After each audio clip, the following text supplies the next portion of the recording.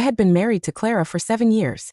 It was a business arrangement, but she had still gone through the agony of giving birth to our son. Yet she treated him like a stranger. My only job was to give birth to him, she would say coldly. Anything that happens to him now is none of my concern. No matter how hard our son tried to please her, she remained a wall of ice. Everything changed the day her first love, the man who got away, returned to the country. Clara, who usually stayed out until the early hours of the morning, actually came home early that night. She reached out and pulled our son into her arms, giving him a rare, smiling kiss. My son was both shocked and overjoyed. He looked at me with shy, hopeful eyes. Daddy, what happened? Does she finally like Jamie now? My heart broke as I pulled him into my own arms. No, Jamie. It is because the person she truly loves is back. It is time for you and me to leave. Jamie hung his head, clutching the gold star sticker he had earned at school. He pouted stubbornly. I do not care if she likes me. I only need you, Daddy. His small shoulders were shaking. I knew he was just trying to be brave. I ruffled his soft hair and pulled him closer. Clara Sterling's coldness toward our son was beyond anything I could have imagined. When Jamie was born, she refused to hold him even once. When he was learning to walk and tripped right in front of her, she looked away as if he were invisible. When he first started babbling, he would excitedly cry out, Mommy, Mommy. She would simply walk away with a look of disgust. It was as if Jamie's very presence poisoned the air she breathed. But Jamie was persistent. He would call out to her again and again, chasing her small shadow until he was ignored so thoroughly that he would come back to me defeated. Even then, his love for her never faded. Watching him broke my heart, but I was powerless to change her. Later, when Jamie first learned to write, he scribbled the word Mommy in shaky letters. He was so excited to show it to Clara. He stood outside her bedroom door, holding that piece of paper like a treasure. His eyes were full of hope. But then, he heard Clara talking to a friend on the phone. Her voice was dripping with resentment. If I had not been worried about the medical risks of ending the pregnancy, I never would have had him. He is not the child I wanted. But I guess he is useful for one thing. At least he secured my position within the family empire. Jamie's little body froze. The paper slipped from his fingers and drifted to the floor. From that day on, he never called her Mommy again. Now he curled up in my arms and whispered, Daddy, do we really have to leave? She just kissed me. Maybe she finally realized I am a good boy. I looked into his eyes. They were clear and full of a painful mixture of hope and fear. He carefully opened his hand. In his palm sat a small chocolate shaped like a superhero. Look, Daddy. She gave me this candy. She must like me. She is going to start loving me now. I will be so good, okay? He was desperate to prove to me that he was a child who could be loved by his mother. My heart felt like it had been pierced by a dull needle. How could I tell him that his mother was only happy because the man who owned her soul was finally back? I hugged him tight and whispered in his ear, Jamie, the person Clara loves is moving in. She won't be happy if we stay here. Let Daddy take you away, okay? I knew leaving would be cruel for Jamie. He needed time to adjust and accept the truth. But a quick break was better than a slow, agonizing one. I couldn't let him live in a false dream where he would only get hurt more. Jamie hesitated, his small hand gripping my shirt. Daddy, my birthday is in 4 days. If she still doesn't like me by then, we can go. Can we please wait? I have never had a birthday with my mom. His voice was as light as a falling feather, but it crashed into my heart with the weight of a mountain. I sighed and finally gave in. Fine. We will give her a little more time. If she still doesn't love you, we leave for good. I stroked his head, my voice carrying a hidden edge of finality. Years ago, Clara had been desperate to marry a penniless guy named Dante Miller. She had even fought with her family and cut ties with the Sterling name. But the day after she gave up her inheritance, Dante ran off to France with a rich older woman. He didn't even look back. Brokenhearted, Clara crawled back to her family and accepted their arrangement to marry me. As for Jamie, he was the result of one night when she climbed into my bed after drinking too much. Maybe Jamie still had hope, but these 7 years had shown me exactly how cold she could be. The next morning, I drove Jamie to school. When we pulled up, I saw a familiar black Mercedes parked near the entrance. My heart sank. A bad feeling washed over me. Inside Jamie's classroom, I saw Clara. She was beaming with joy, holding a young boy in her arms. Standing right next to her was Dante Miller. In that moment, I felt like my blood had turned to ice. Clara was speaking to the other children with a nervous, protective smile. This is my son Leo. He just moved here from overseas. Please be nice to him, everyone. As she spoke, she pulled out a large bag of superhero-shaped chocolates. She handed them out to every child. They were identical to the one she had given Jamie. Jamie stared at the happy family in shock. He gripped the single chocolate in his hand until his knuckles turned white. His eyes slowly turned red. I sensed something was wrong and tried to pull Jamie away, but it was too late. Jamie's voice trembled with confusion and hurt. Daddy, is that the person she likes? I stayed silent. I didn't know how to answer him. He has the same chocolates. Jamie's voice dropped to a whisper, as if he were talking to himself. She gave him so many. She gave them to everyone. But I only got one. My heart felt like an invisible hand was squeezing it. I could barely breathe. Clara noticed us, and the smile vanished from her face instantly. It was replaced by a look of panic and annoyance. She walked over to us, her eyes flashing a warning. Silas, what are you doing here? I looked at her coldly and said nothing. She didn't even know which school or class her own son attended. The boy in her arms pouted. Mommy Clara, who are they? Clara soothed him with a gentle voice, but her words were like ice. Just an acquaintance and his kid. Dante gave me a mocking look, his voice full of triumph. Clara, let's go to the principal's office. We need to finish Leo's enrollment paperwork. Clara nodded. She didn't look at Jamie once as she turned and walked away. The kids in the class started whispering excitedly. Wow, Leo's mom is so cool. She just donated $5 million to the school, so no one picks on him. His mom must love him so much. I wish I were her kid. I laughed bitterly in my head. Being her child was a nightmare. I looked down at Jamie. His small body was shaking. He kept his head down, and I saw drops of water hitting the floor. He was biting his lip so hard it turned white, trying not to make a sound. But those silent tears hurt me more than any scream. I knelt down and wiped his face. My voice was raspy. Jamie, let's go home. Jamie looked up at me through his tears. Daddy, am I not a good boy? Jamie, you are the best boy. Your mother is just too blind to see it. When we got home, Jamie locked himself in his room. No matter how much I tried to coax him, he wouldn't come out. I knew that today had shattered his tiny world. Night fell, and Clara still wasn't home. I checked social media and saw she had posted a video. She was wearing a floral apron, awkwardly stirring a pan on the stove. The caption read, "Learning to be a mom. Making a healthy meal for my little guy." I looked at Jamie's closed door and felt a surge of cold fury. Both were children, yet she treated them like they belonged to different worlds. At 3 in the morning, Jamie's fever spiked. He was burning up like a coal, mumbling for his mommy. Terrified, I scooped him up and rushed to the hospital. On the way, he begged me in a daze. Daddy, I want to see mommy. Can you ask her to come see me? I wanted to say no. The harsh words were on the tip of my tongue, but I swallowed them. Looking at his flushed, miserable face, I caved. I called Clara. It took forever for her to pick up. Jamie has a high fever. We are at the hospital. Can you come see him? Just for a few minutes. There was silence on the other end. Jamie looked up at me weakly. What happened? Did she say no again? Just as I was about to hang up, Clara finally spoke. Fine. I'll be there in a bit. I told Jamie she was coming. He curled into my arms with a tiny smile. Even though the medicine was making him sleepy, he forced himself to stay awake, waiting for her. 4 bags had finished dripping, and Clara still hadn't shown up. Jamie forced a smile and said softly, "It's okay. She must be very busy." Anger boiled in my chest. I was about to call her and scream when she suddenly burst into the hospital, carrying Leo. Doctor, where is the doctor? My son is hurt. I looked over. Leo had a tiny scratch on his finger. There was barely a drop of blood. Jamie saw her and cried out, "Mommy, I'm over here." Clara turned around, but her eyes were filled with nothing but irritation. Leo wrapped his arms around her neck and yelled arrogantly, "This is my mommy. Go away, you brat. Don't you have your own mom?" Clara didn't correct him. She just defended him coldly. Leo is just a child. Don't take it so personally. The light died in Jamie's eyes. He looked away stubbornly and whispered, "I'm sorry. I thought you were someone else. You aren't my mommy. Goodbye, Mrs. Miller." He grabbed my hand to leave, but Clara frowned and blocked our path. "What is that supposed to mean, Jamie? Silas, what kind of lies have you been telling him?" I looked her straight in the eye. Exactly what you wanted him to believe. Before she could respond, Dante hurried over. "Clara, hurry up. Leo needs to see the doctor before the scratch gets infected." The moment she heard that, Clara rushed Leo toward the emergency room without looking back at us once.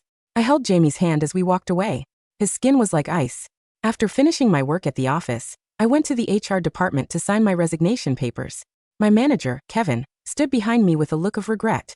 "Are you really leaving, Silas? I was planning on recommending you for a promotion next month. Nobody in this company can match your technical skills." I gave him a small smile. "I'm moving on. I'm taking my son abroad to reunite with my wife." Kevin looked shocked. "You're married? You have a kid? I thought you were single. You're always working late, and I never see you with anyone." I just smiled and didn't explain. 7 years ago, I had given up my family's business empire overseas, just to be near Clara. I took a low-level tech job at her company just to try and build a life with her. While waiting for the elevator, Clara and Dante walked toward me from the other side. "Clara," I called out. Her face darkened. She lowered her voice in a sharp warning. I told you, don't act like you know me at work. I looked at her arm hooked through Dante's. They looked so close. A wave of exhaustion washed over me, but I spoke anyway. Tomorrow is Jamie's birthday. Can you come home for a bit? Even for 5 minutes. He is your son after all. She bit her lip, appearing to think about it. Finally she muttered, I'll be there. I turned to leave, but she stopped me. I heard Jamie is the class representative at school? Leo wants that position too. Tell Jamie to step down so Leo can take it. I should have known. Her kindness always came with a price. Even coming home for her son's birthday was part of a deal. I thought about how Jamie was leaving in 2 days, but still hoped his mother would celebrate with him. I suppressed my rage. Fine.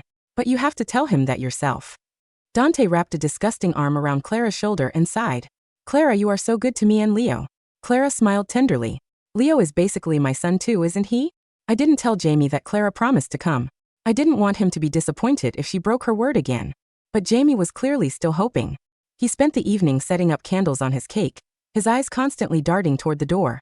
As the clock hit 10, I sighed. Jamie, let's light the candles. He waited a long time before finally lighting the first one. Just as the last candle flickered to life, the door opened.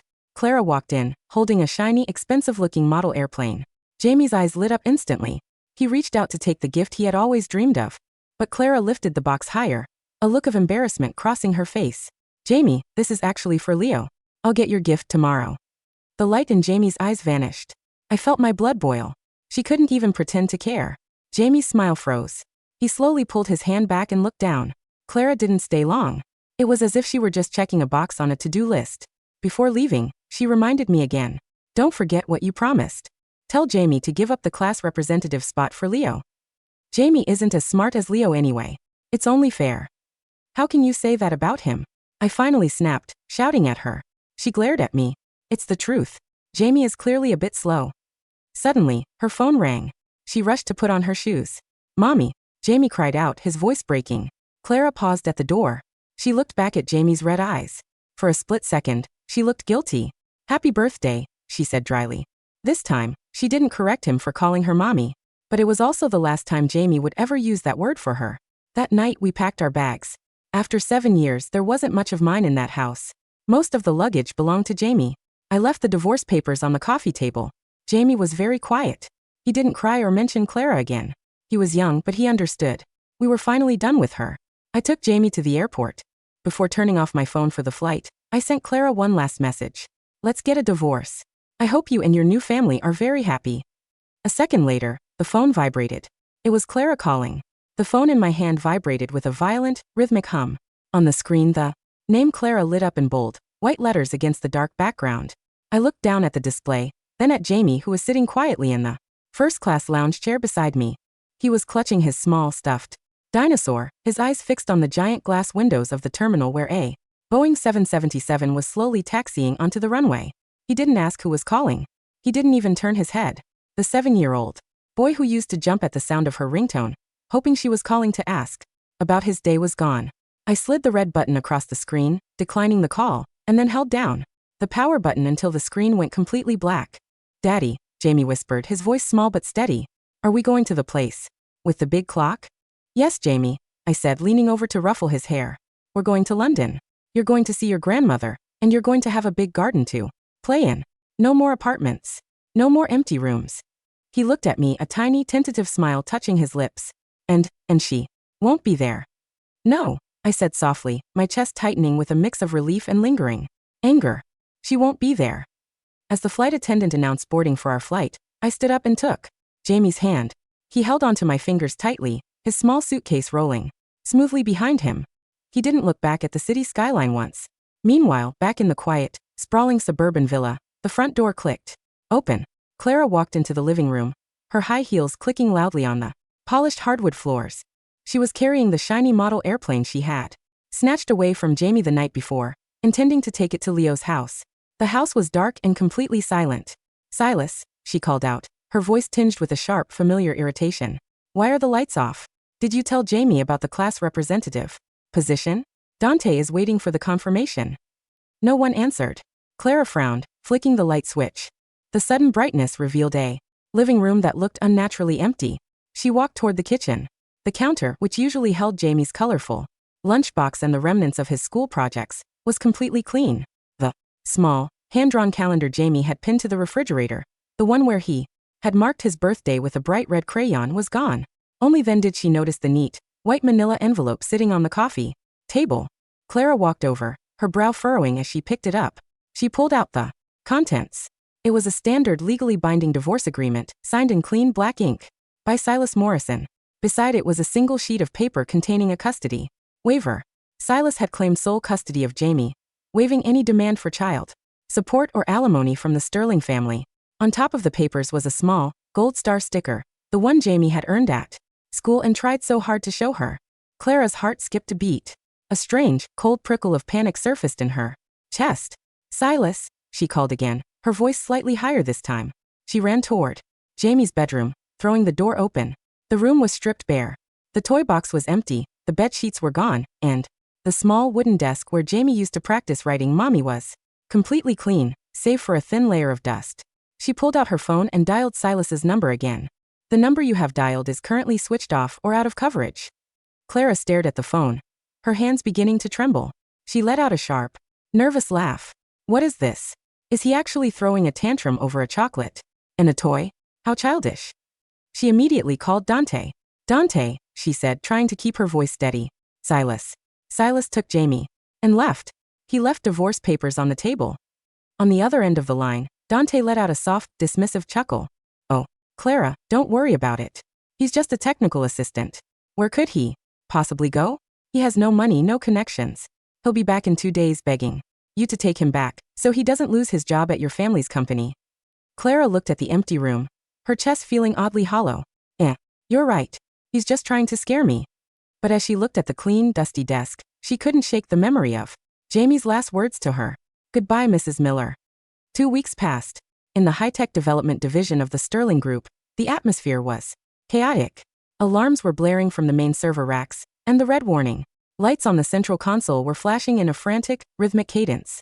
Clara stood in the center of the control room, her face pale, her hands gripping the edge of the metal desk. "What do you mean the system is locked?" she screamed at the chief engineer.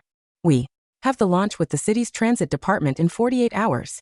If the code doesn't run, we'll face a $50 million breach of contract penalty."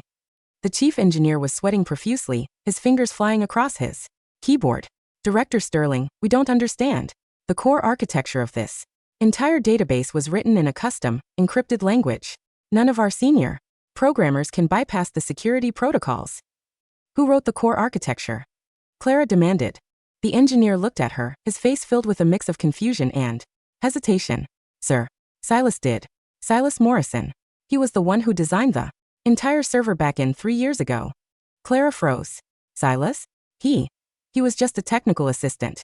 He was just doing basic maintenance." "No, sir," the engineer said, raising his voice in panic. "Silas was the only one who understood the entire system. He wrote 90% of the code. Whenever we had a system crash over the last 3 years, Silas would quietly stay up for 36 hours straight to rewrite the database so your division wouldn't lose its standing with the board." Clara's mind went completely blank. She remembered Silas always sitting at his small, cluttered desk in the corner of her office, his eyes tired, his fingers typing quietly late into the night. She had assumed he was just slow, just trying to look busy to justify his salary. "I'm taking my son abroad to reunite with my wife," Silas had told his manager, Kevin, before he left. "Call him." Clara ordered her assistant, her voice cracking. "Call Silas. Tell him I'll double his salary. Tell him I'll let him keep the class representative position for Jamie. Just get him back here." "We tried, Director," the assistant whispered, her head bowed. "His phone is permanently disconnected. We even sent a legal notice to his registered address. But the landlord said the apartment was cleared out 2 weeks ago. There's no forwarding address." Right at that moment, the door to the control room opened, and Dante walked in, holding Leo's hand. Leo was wearing an expensive designer coat, his face messy with chocolate. "Clara, honey," Dante sighed, ignoring the panic in the room. "The school board just called. They said Leo can't have the class representative position because he failed the basic entrance assessment. They're saying Jamie was the only student who scored a perfect mark." He looked at her, his face pouting. "Can't you just make another donation? 5 million wasn't enough? My Leo deserves to be the leader." Clara looked at Dante, then at Leo's sticky fingers. For the first time in 7 Years, a wave of intense irritation washed over her. Not now, Dante. She snapped, her voice sharp. The company is losing $40 million, and you're worried about a school election? Dante flinched, his expression turning cold and offended. Clara, how can you speak to me like that? I came back to this country for you. If you're going to treat me and my son like this, maybe we should just go back to France. Clara closed her eyes, her stomach burning with a sudden, sharp pain. For years, she had believed Dante was her soulmate, the prince she had lost. But now as she stood in the middle of her collapsing company, his constant demands felt less like love and more like a heavy, suffocating weight. And Silas, the man who had quietly fixed her mistakes, managed her health and taken her abuse without a single complaint, was nowhere to be found. 3 months passed. The Sterling Group's technical division had suffered a catastrophic blow. They had been forced to pay a massive breach of contract penalty, and Clara's position as director was hanging by a thread. The board of directors had openly questioned her competency, and her family had threatened to strip her of her shares if she didn't secure a new international partnership to stabilize the company. Her relationship with Dante had also deteriorated. Dante had been spending her personal funds wildly, purchasing a luxury villa in the hills and a fleet of sports cars under the guise of building their social standing. One evening, Clara returned home early, her head throbbing with a severe migraine. As she walked toward her bedroom, she heard Dante's voice coming from the study. The door was slightly ajar. Yes, I know, Dante was whispering into his phone, his voice carrying a nervous, frantic energy. I'm working on it. Clara's family still has some liquidity. I'll get the $3 million by next week to pay off the casino debt. Clara's heart stopped. She stood frozen in the hallway, her breath catching in her throat. Of course I don't love her. Dante chuckled softly. She's a fool. She's been funding my entire lifestyle because she thinks I'm the man who got away. And as for Leo, he's not even my biological son. I just adopted him from an orphanage in France to play the part of the tragic single father so she would feel sorry for me. He let out a low, mocking laugh. She actually threw her own son out of the hospital for Leo. She's so desperate for my attention, she'd let her own kid starve if I asked her to. It's too easy. Clara felt as if a bucket of ice water had been poured over her head. Her knees buckled, and she had to grab the doorframe to keep from falling. The memories of the last 7 years rushed through her mind like a torrent of thorns. She had ignored Jamie's tears. She had let Leo call Jamie a brat in the hospital. She had allowed Dante to mock Silas. She had believed she was the victim, the tragic heroine who had given up her inheritance for a man who loved her. But the real man who loved her was the one who had quietly climbed into her bed 7 years ago. The one who had held her when she cried after Dante's betrayal. And the one who had raised her son with nothing but devotion.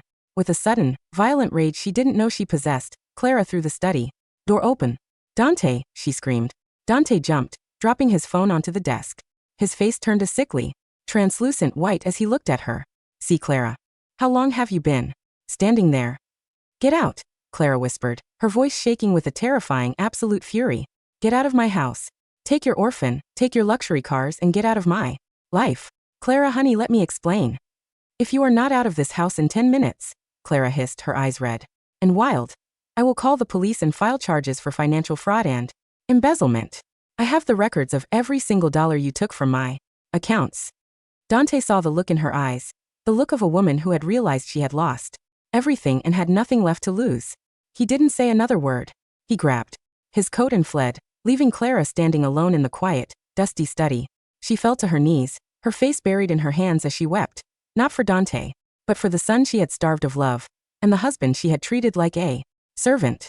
The grand ballroom of the Savoy Hotel in London was a tapestry of gold leaf, crystal chandeliers, and the soft, elegant hum of classical music. The International Technology and Investment Summit was the most prestigious event of the year, bringing together the world's leading conglomerates. Clara stood near the back of the room, wearing a simple, dark blue dress. She looked thinner, her face carrying the deep lines of exhaustion and regret. She had traveled to London as a last resort. The Sterling Group's survival depended entirely on securing a partnership with the Morrison Group, the multi-billion-dollar British conglomerate that had recently launched a revolutionary new global database infrastructure. Director Sterling, her assistant whispered, walking over with a tablet. The chairman of the Morrison Group has just arrived. He's in the VIP lounge. If we can get a 5-minute meeting with him, we might be able to pitch our logistics integration. Good, Clara said, taking a deep breath and smoothing her dress. Let's go. As they walked toward the VIP lounge, the crowd in the ballroom suddenly parted. A group of high-profile dignitaries, British aristocrats, and security guards entered the hall. In the center of the group was a tall man dressed in a bespoke charcoal gray British suit. His posture was elegant, his face carrying a calm, cold authority that commanded the entire room. Beside him, holding his hand, was a young boy dressed in a matching miniature suit. The boy looked healthy, his cheeks rosy, his eyes bright with intelligence. As he chatted with a French diplomat in fluent French, Clara stopped dead in her tracks. Her breath was caught in her throat, her chest feeling as if it had been struck by a physical blow. It was Silas. And Jamie. Silas. Clara whispered, her voice barely audible over the music. Silas did not look like the quiet, tired technical assistant who used to sit in the corner of her office. He looked like a king. The raw, quiet power he possessed was no longer hidden behind a low-level title, it was on full display for the entire world to see. Daddy, Jamie said, pointing to a giant dessert tower. Can I have a strawberry tart? Of course, Jamie, Silas smiled, his eyes filling with a warm, genuine tenderness that Clara had never seen during their 7 years of marriage. Go. With Uncle Kevin. I have to speak to the ambassador. Kevin, Silas's former manager, who was actually the vice chairman of the Morrison Group, stepped forward and took Jamie's hand with a warm laugh. Silas. Clara screamed, pushing past her assistant and rushing toward the group. Silas. Jamie. The security guards immediately stepped in, their heavy arms blocking her path. Ma'am, please step back. This is a private area. Silas stopped. He turned his head slowly, his cold, piercing gaze landing on Clara. There was no shock in his eyes. There was no anger. There was only a profound, chilling indifference, as if he were looking at a piece of dirt on his expensive leather shoes. It's all right, Silas said to the guards, his voice calm and clear. Let her. The guards stepped aside, and Clara stumbled forward, her eyes filled with tears, as she looked at her husband and her son. Jamie, she sobbed, reaching out toward the boy. Jamie, my sweet boy. I'm sorry. Mommy's so sorry. Jamie looked at her. He didn't hide behind Silas, nor did he cry. He simply stood there, his small face neutral, his eyes carrying the calm, cold gaze of a child who had already mourned and moved on. Hello, Mrs. Sterling, Jamie said, his voice polite and completely detached. I'm sorry, but my name is Jamie Morrison, and my mother is currently in heaven. Clara felt as if her heart had been ripped out of her chest. She stared at Jamie, her lips trembling. Jamie, no, don't say that. I'm your mommy. I bought you the model airplane, remember? I wanted to celebrate your birthday. You gave my toy to Leo, Jamie said quietly. And you told Daddy I was slow. But my teachers in London say I'm a genius. I don't need your toys anymore, Mrs. Sterling. He turned to Silas, his face softening. Daddy, can I go eat the tart now? Go on, son, Silas said, ruffling his hair. Jamie walked away with Kevin, never looking back at Clara once.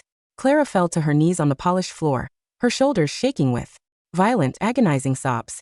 Silas, please. Don't do this to me. I was wrong. I was blind. Dante was a fraud. He lied to me. He didn't even love me. Silas stood over her, his hands in his pockets, his shadow falling over her like a dark shroud. I know, Silas said quietly.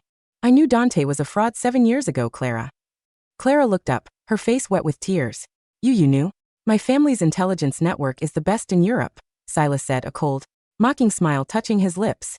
I knew Dante had run off with that older woman, because he was in debt. I knew he adopted Leo to play the victim. I knew everything. Then why didn't you tell me? Clara screamed. If you loved me, why did you let me make such a fool of myself? Because you wouldn't have believed me, Silas said, his voice dropping into a freezing whisper. You were so obsessed with your first love that if I had told you the truth, you would have accused me of trying to tear you apart. You needed to hit the wall, Clara, just like your tutor said. He leaned down, his eyes locking onto hers with a terrifying, absolute finality. I gave you 7 years, Clara. 7 years of my code, my labor, my health, and my son's love. We gave you everything we had, and you threw it in the trash for a cheap lie. Do you really think you deserve our forgiveness now just because your life fell apart? Silas, please, the Sterling Group is going bankrupt, Clara wept, grabbing his trouser leg. My family, we need your partnership. Just save my division, and I'll do anything. I'll sign a post-nuptial agreement. I'll be a good mother. To Jamie. The divorce was finalized in the High Court of London yesterday, Silas said, pulling his leg back with a force that made her hands slip onto the cold floor. And as for the Sterling Group, my first order of business as chairman of the Morrison Group was the acquisition of your primary debt portfolios.